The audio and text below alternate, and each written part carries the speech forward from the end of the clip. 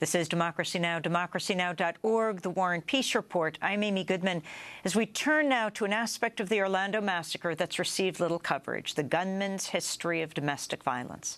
In a new article for Rolling Stone, journalist Soraya Chemaly writes, quote, "The Washington Post reported Monday that although family members said Omar Mateen had expressed anger about homosexuality, the shooter had no record of previous hate crimes. But that depends on how you categorize domestic violence," she wrote. Mateen's ex-wife, Satura Yousefi, had come forward to describe how Mateen beat her.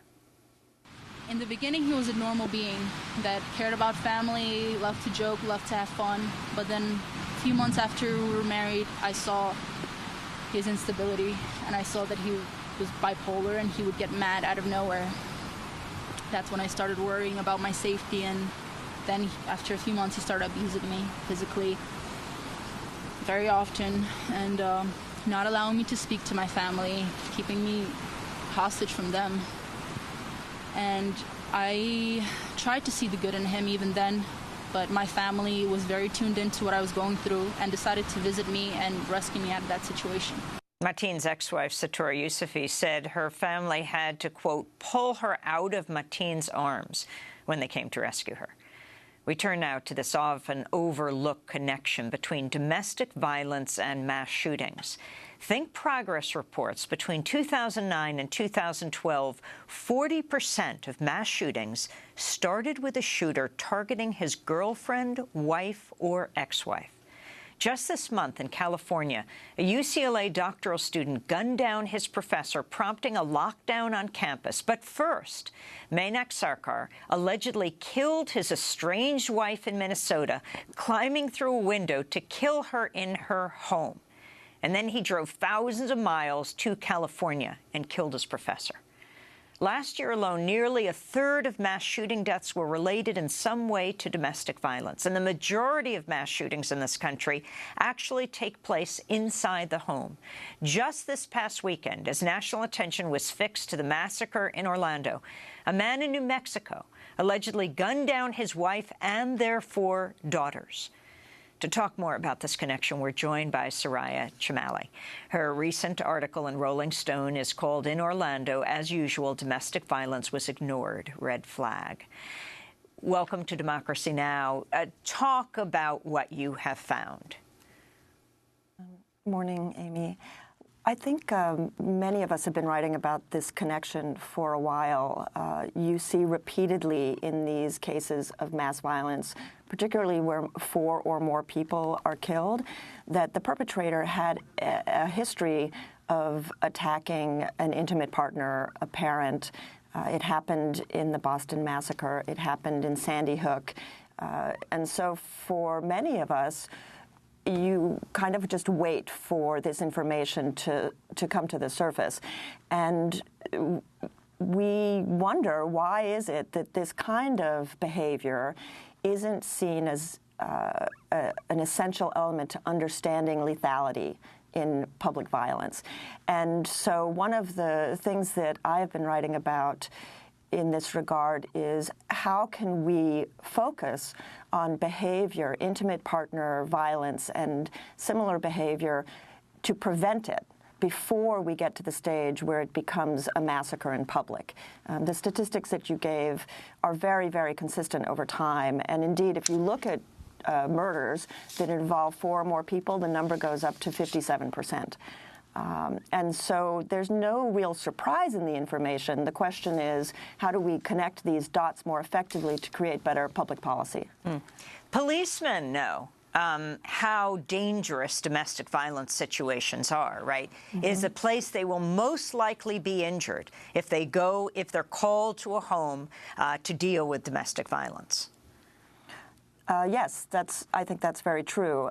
I think that's a very good point you make, because it actually indicates a much larger problem. With domestic violence, we tend to think still that it's private, very often separated from the way we think about public violence or terrorism. And If we consider, however, the connection between institutionalized and state-sanctioned violence, and in this instance I'm actually explicitly talking about extremely high levels of domestic violence in our policing communities, some estimates of self-reported domestic violence put that number at about 40% of policing communities, you begin to see the overlap between private behavior and public behavior and then the implications in terms of state action or inaction. For many people who are suffering from domestic violence, going to the police is simply not an option. It either for matters of their community and race or gender and sexual identity, but also simply because they feel that they don't have faith that when they go to the police, that as an institution it will be supportive. And so until we better address domestic violence in policing communities itself, it's very difficult to say that the police are an active resource in these situations. They understand the violence, for sure, but the question is, how do they respond to it? No record of hate crimes. So talk more about domestic violence as hate. So we have a problem in general addressing gender-based hate in the country. So a hate crime has to be coded when it happens. And generally speaking, that isn't happening in terms of gender-based hate crimes. So for the past several years, after several incidents where gender and other intersectional factors seem to be relevant, so for example, in the Elliot Rodger case, or in the Ariel Castro case in Ohio, I have called the police department and said, was there a hate crime filed? Was there any kind of hate crime investigation that was started in either of these instances, and others as well? And the response has always been no. And so we don't really assess accurately what the levels of gender-based violence in the country are, which is hugely problematic. And I don't mean to suggest that all domestic violence crimes are hate crimes. However, there is an element of hatred and misogyny that is pervasive in the culture that we simply don't see. It's so normalized. So every day, 3 women are killed by an intimate partner. Every week, we have 12 murder-suicides. Levels of street harassment, sexual harassment, rape, domestic violence are extremely high in the country. And so until we capture the right data, it's extremely difficult for us to understand these patterns of behavior and then to connect them to these wider forms of violence that are manifested in different ways. You write, Soraya, homophobia is nothing if not grounded in profound misogyny. Yes. I think that sometimes that's difficult for people to appreciate, but if you reverse the trajectory of how we think about the targets of this violence, so here we had an LGBTQ community that was shattered by hatred. If we think not so much about the targets of the violence, whether it's women in their homes, people on the streets, people in clubs, and we look instead at the perpetrator, focus on the perpetrator and the attitudes that are informing perpetrator action, then we might have a better way of understanding that connection. If you consider the role that rigid gender stereotypes play, that ideas about masculinity, particularly toxic masculinity play, that ideas about male entitlement play, then it's better, it's clearer to see the ways in which a hatred of women or a hatred of things that are feminine gets tessellated into sexual shame or homophobia, so that it's just a different manifestation of the same types of entitlements. Soraya, talk about the coverage that we've been hearing. We did hear the ex-wife of Omar Mateen, yes. Which immediately sparked this for you. Is that right? Today, in our headline, we go right to New Mexico to talk about what happened in North Roswell, a man yes. allegedly gunning down his wife and his 4 daughters. Yes. So I think that for people who are attuned to this information is everywhere. Headlines don't often talk about domestic and intimate partner violence clearly. So you may see a headline that says women and children shot in their home, but very rarely, by comparison, will you see the headline actively identify an intimate partner as an agent of that violence. And that's a huge problem because our media tends to erase the agency and perpetration factor. But this is happening every day. It's happening all over the country. And until we have a way of clearly identifying the patterns in the crimes, we'll continue to ignore it as a matter of public policy. I mean, last year, after the Boston massacres, Pamela Schiffman and Salamisha Tillett wrote very clearly about this in the New York Times. Again, in the Huffington Post, Melissa Jelson identified the same patterns. And this idea that there is this break between public and private violence is deeply destructive. And it's also very patriarchal because it's based on the idea that there is a special preserve that we aren't supposed to interfere with. But if you have a person living in your community that is violently abusive towards his family, that is a concern for the broader community.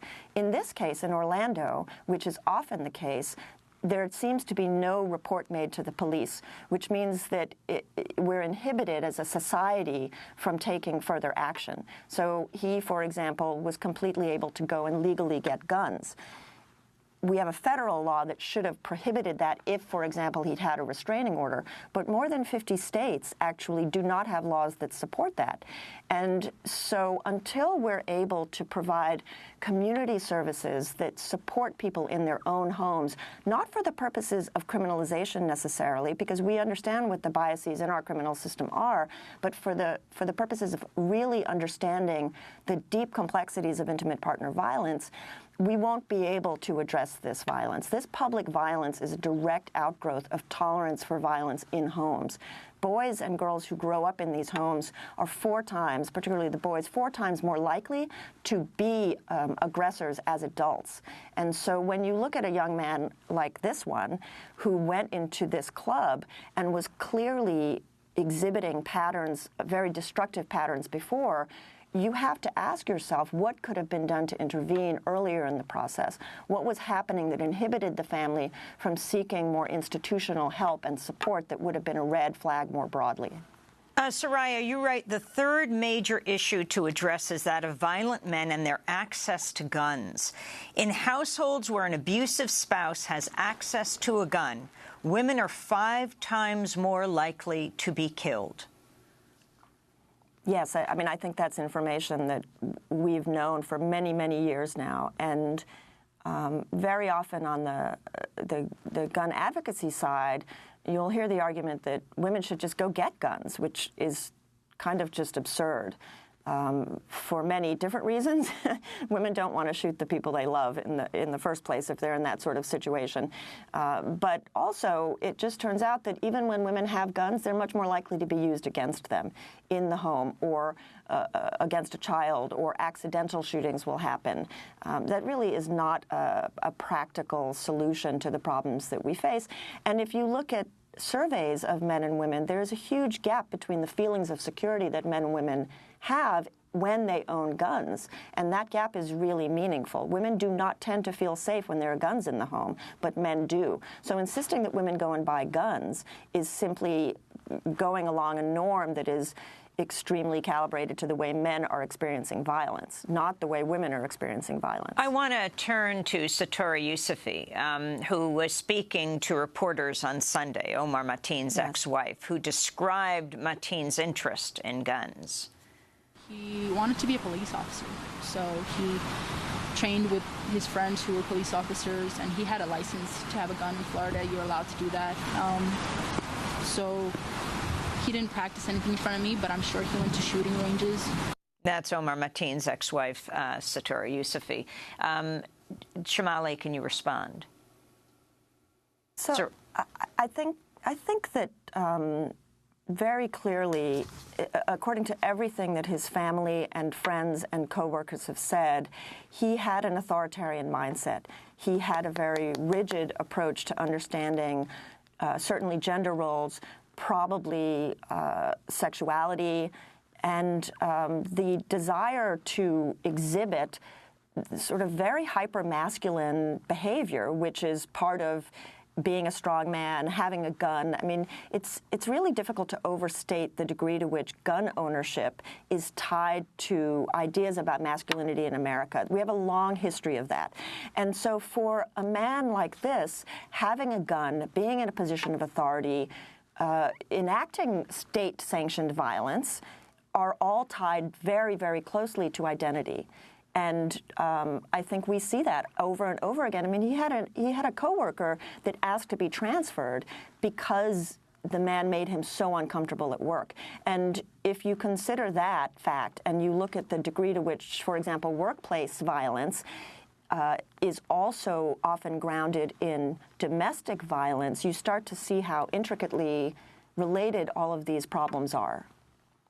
I want to turn to, again, the ex-wife of Omar Mateen. Speaking to reporters, Satora Youssoufi said Mateen was violent towards her. Yeah, he was very short-tempered, and he would often get into fights and arguments with his parents, you know, but because I guess I was the only one in his life, most of the violence was towards me at that time. Soraya Chemaly, your response.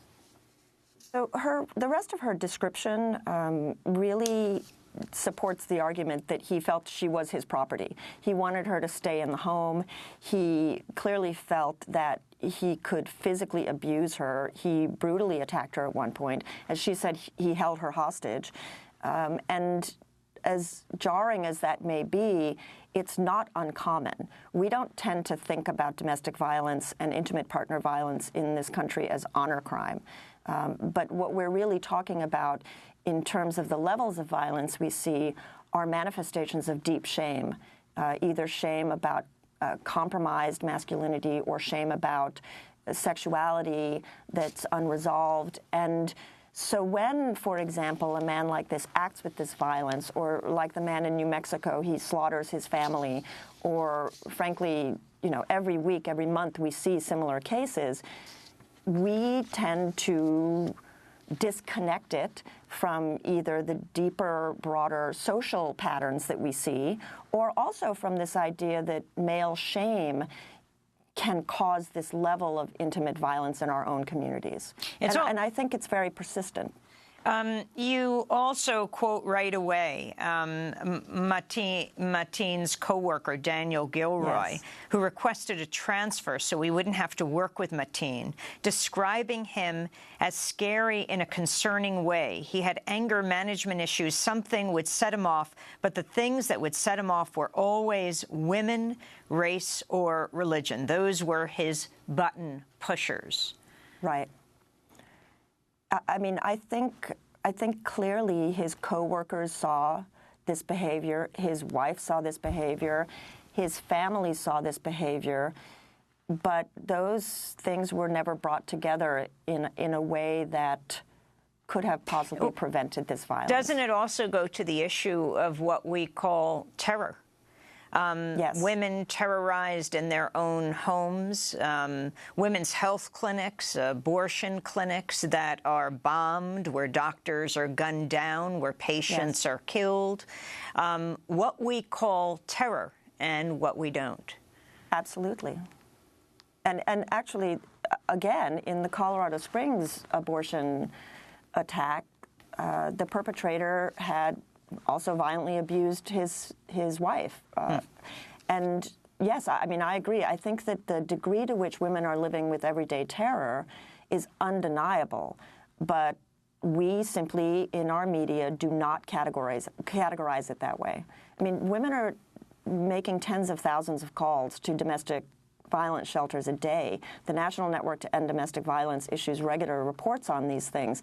And so on the one hand, we have this national concern with countering violent extremism, but on the other hand, we're cutting social services to support the people who are on the front lines of recognizing and experiencing extreme violence. And that's an incoherent way to approach this problem. Soraya Chemaly, I want to thank you for being with us, writer and journalist who's written about mass shootings and domestic violence. Her latest piece for Rolling Stone headlined, "In Orlando, as usual, domestic violence was ignored, red flag." We'll link link to it at democracynow.org.